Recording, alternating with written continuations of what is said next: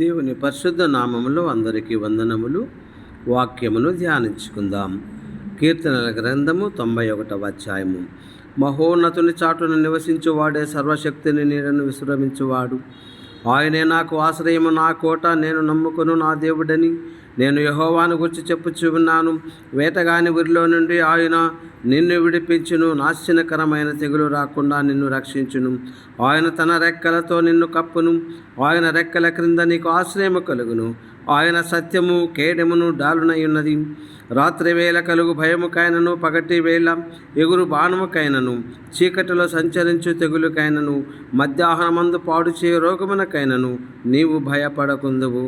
నీ ప్రక్కన 1000 మంది పడినను, నీ కుడి ప్రక్కన 10,000 మంది కూలినను అపాయము నీ యొద్దకు రాదు. నీవు కన్నులారా చూచుచూ ఉండగా భక్తిహీనులకు ప్రతిఫలము కలుగును. యెహోవా, నీవే నా ఆశ్రయమని నీవు మహోన్నతుడైన దేవుని నీకు నివాస స్థలముగా చేసుకొని ఉన్నావు.